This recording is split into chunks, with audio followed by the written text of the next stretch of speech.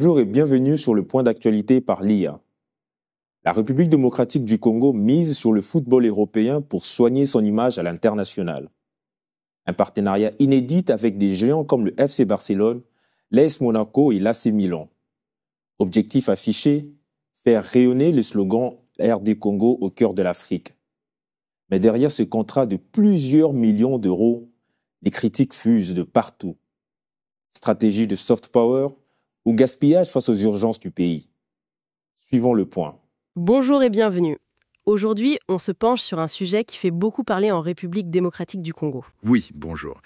Il s'agit de ces partenariats sportifs assez énormes signés par la RDC. Exactement. On parle de sommes colossales, plus de 90 millions d'euros au total, avec des géants du foot européen, le Barça, Monaco et l'AC Milan. Et forcément, ça crée, disons, un débat animé. Beaucoup d'enthousiasme d'un côté, mais aussi de très très vives critiques. C'est ça. Alors pour y voir plus clair, on s'est basé sur la presse, sur différentes interviews. Notamment celle du ministre des Sports congolais Didier Budimbu, qui donne sa version des faits. Très intéressant. Notre but, c'est donc d'explorer un peu tout ça. Pourquoi ces investissements? Qu'est-ce qu'on en attend vraiment? Formation de jeunes, visibilité, avec ce slogan RDC Congo, cœur de l'Afrique, mais aussi d'entendre les arguments contraires, les critiques, parfois virulentes, qui viennent de la société civile, de l'opposition, comme le PPRD. Allez, on rentre dans le vif du sujet, ces contrats concrètement. Commençons par Barcelone, c'est le plus gros, non ? Oui, de loin. On parle d'environ 43, peut-être 44 millions d'euros étalés sur 4 ans. 44 millions, et ça couvre quoi exactement ? Alors, il y a le logo RD Congo sur les maillots d'entraînement de l'équipe première, pas les maillots de match, attention. Ah, important détail. Mais il n'y a pas que ça, j'imagine. Non. Le gros morceau, selon le ministre Budimbu en tout cas, c'est la formation. Il prévoit d'envoyer 50 jeunes par an en Espagne et d'en former 50 autres à Kinshasa. Une centaine de jeunes par an, et des entraîneurs aussi. Oui, une dizaine par saison. Et puis, il y a des aspects plus prestige, on va dire. Un espace House of the DRC, une loge VIP au Camp Nou. Et même la possibilité de privatiser le stade pour des événements. C'est ce qui est mentionné, oui. Ça paraît énorme. Mais le discours officiel martèle priorité à la formation. D'accord. Et les autres clubs ? Monaco, ensuite ? Monaco, c'est beaucoup moins cher. Environ 5 millions d'euros sur 3 ou 4 ans. Et là, la différence, c'est que le logo est sur le maillot de match. Exactement. Sur la manche. C'est plus visible en jeu. Et l'objectif affiché reste aussi la formation, via leur académie qui est très réputée. Logique. Et enfin, Milan, c'est encore différent ? Oui, l'AC Milan, c'est environ 42 millions sur 3 ans. C'est presque autant que le Barça, mais géré par le ministère du Tourisme cette fois. Ah, pas par les sports. Intéressant. Et là, l'objectif semble plus clairement orienté vers la visibilité internationale, le branding du pays. Bon, on récapitule. Barça pour la formation, officiellement, Monaco formation et visibilité maillot, Milan surtout visibilité, le tout pour plus de 90 millions d'euros. C'est ça. Et c'est là que ça coince pour beaucoup de monde. Comment le gouvernement défend ses dépenses massives face aux défis immenses du pays ? Pauvreté, sécurité à l'Est, infrastructure. Alors, le ministre Budimbu met en avant une stratégie de soft power. Il dit vouloir concurrencer un peu ce que fait le Rwanda avec Visit Rwanda, utiliser le sport pour rayonner. Et l'idée de dénicher un messie congolais, c'est un peu l'argument phare pour la formation. Oui, il le répète souvent. La visibilité, ce serait un bonus.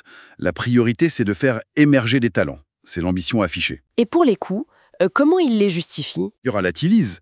Il compare les 10 millions annuels du Barça, par exemple, au coût de construction de quelques kilomètres de route, genre 4 ou 5 kilomètres pour 10 millions de dollars, dit-il. Ou dépenses militaires. Voilà.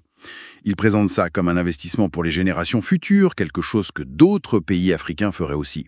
Mais on lui reproche de négliger le football local, non ? Qu'est-ce qui répond à ça ? Il dit que l'État subventionne déjà les clubs qui vont en compétition africaine, comme le TP Mazembe ou Maniema Union. D'accord. Il parle aussi des infrastructures construites, comme pour les Jeux de la francophonie. Et pour le championnat national, il renvoie un peu la balle à la Ligue, la Linafoot, et à la fédération, la FECOFA. Genre, c'est leur job d'organiser ça. Une manière de partager les responsabilités. Mais bon, ces arguments, visiblement, ils ne passent pas partout. Les critiques sont sévères. Ah oui, très sévères. Le principal reproche, c'est le décalage. Dépenser autant pour le foot européen alors que les besoins de base ne sont pas couverts. La pauvreté, la santé et l'éducation, les salaires des fonctionnaires parfois impayés, la crise humanitaire. L'opposition, le PPRD, ils y vont fort, non ? Oui, ils parlent de contrats léonins et coloniaux, de marché de dupes. Il dénonce un gaspillage, un suivisme. Il demande même aux clubs européens d'arrêter tout ça. Et il y a cette histoire de visibilité aussi. Payer si cher le Barça pour un logo sur un maillot d'entraînement? Alors que Monaco offre une visibilité sur le maillot de match pour bien moins cher. Oui, c'est une incohérence qui est souvent pointée du doigt. C'est un peu le paradoxe du nation branding, non? Projeter une image attractive qui semble loin de la réalité quotidienne pour beaucoup. Exactement. Certains experts disent qu'il faudrait peut-être d'abord valoriser les atouts internes, la culture congolaise, la musique, la rumba, reconnue par l'UNESCO quand même, le tourisme local, et surtout mieux coordonner les actions entre ministères. Là, ça semble un peu décousu. On voit bien la tension, en fait. D'un côté, une vision politique ambitieuse qui mise sur le prestige du foot européen pour le futur, pour les jeunes, pour l'image. Et de l'autre, des voix très fortes qui crient à la déconnexion, au gaspillage de ressources qui manquent cruellement ailleurs. Le fossé est énorme. Une vision tournée vers l'extérieur et un futur espéré, ce qui nous amène à la question finale, peut-être. Au-delà des millions, des logos sur les maillots, comment on évalue l'impact réel, à long terme, de tout ça? C'est toute la question, oui. Est-ce que ça va vraiment servir de levier pour le sport congolais, pour l'image du pays? Ou est-ce que ça restera juste le symbole de priorité, disons, très contesté? Une question qui restera ouverte sans doute pendant encore un bon moment. Merci pour cet éclairage. Entre stratégie de rayonnement et accusation de gaspillage, ce partenariat entre la RDC et les grands clubs européens divise l'opinion.